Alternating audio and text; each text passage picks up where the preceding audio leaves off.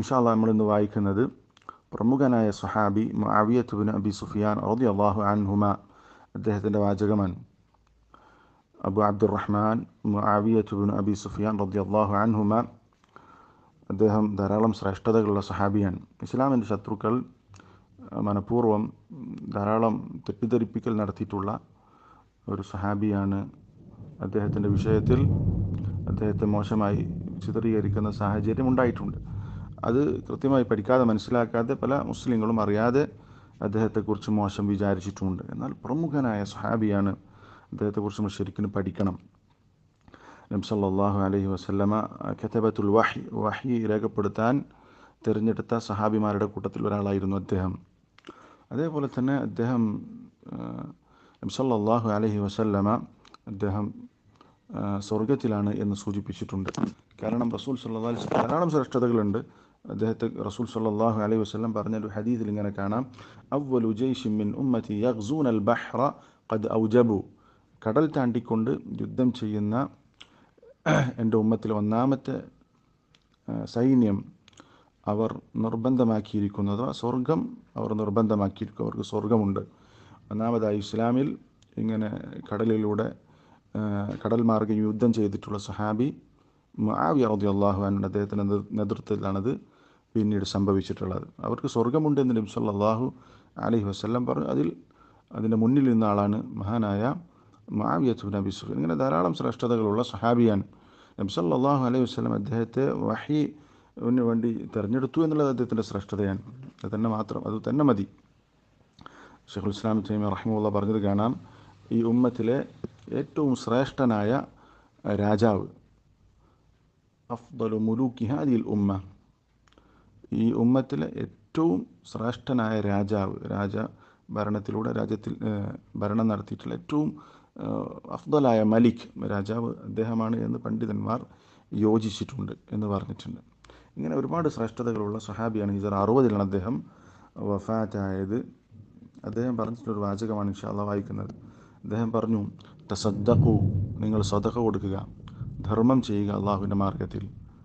വലാ യഖുൽ അഹദുക്കും, നിങ്ങളിൽ ഒരാളും പറയാൻ പാടില്ല: ഇന്നി മുഖില്ലുൻ, ഞാൻ സമ്പത്ത് കുറഞ്ഞവനാണ്, എൻ്റെ അടുത്ത് വലിയ സമ്പത്തൊന്നുമില്ല എന്ന് പറഞ്ഞുകൊണ്ട് സമ്പത്ത് നിങ്ങൾ കൊടുക്കാതിരിക്കരുത്.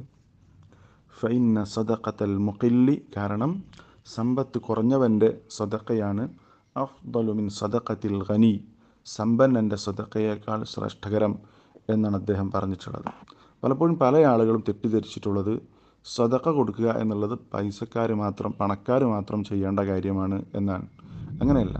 സദഖ എന്ന് പറഞ്ഞാൽ ധാരാളം ശ്രേഷ്ഠതകളുള്ള വലിയ മഹത്തരമായ ഇബാദത്താണ്. നിർബന്ധമായി ചെയ്യേണ്ട സകാത്ത്, ഐച്ഛികമായി ചെയ്യുന്ന മറ്റു ദാനധർമ്മങ്ങൾ സദഖ, അതേപോലെ തന്നെ മറ്റുള്ളവർക്ക് സമ്മാനം കൊടുക്കുക, ഹദിയ, ഇങ്ങനെ അള്ളാഹുവിൻ്റെ മാർഗത്തിൽ സമ്പത്ത് ചെലവഴിക്കുക എന്നുള്ളത് സമ്പന്നന്മാർക്ക് മാത്രം നിശ്ചയിക്കപ്പെട്ടിട്ടുള്ള കാര്യമല്ല.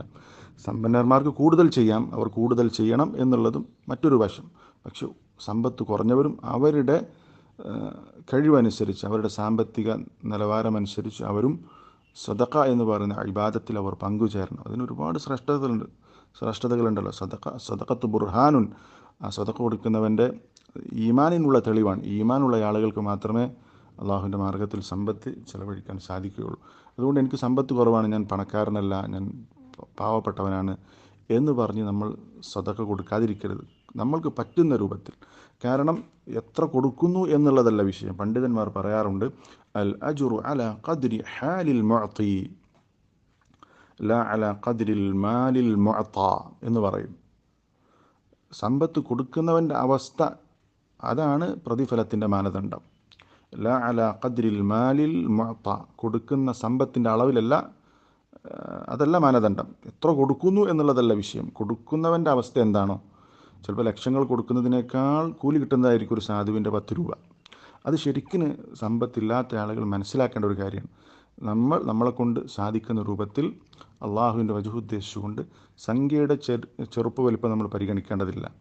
നമ്മൾക്ക് പറ്റുന്നത്, അത് വളരെ ചെറിയതാണെങ്കിലും, പിന്നെ ചില സലഫുകളെ കുറിച്ച് പറഞ്ഞാൽ അവർ എല്ലാ ദിവസവും എന്തെങ്കിലും ഉള്ളിയോ അല്ലെങ്കിൽ എന്തെങ്കിലും മധുരമോ സദഖ കൊടുക്കാറുണ്ട്. ചെറിയ എന്തും പറ്റുന്നത് നല്ല ഉദ്ദേശത്തോടു കൂടി കൊടുക്കാൻ നമ്മൾക്ക് പറ്റണം. ഒരു അവസരം വരുമ്പോൾ, ധർമ്മം ചെയ്യാനുള്ളൊരു അവസരം വരുമ്പോൾ നമ്മൾ പറ്റുന്നത് കൊടുക്കുക. അത് 10 രൂപയാണെങ്കിലും 100 രൂപയാണെങ്കിലും.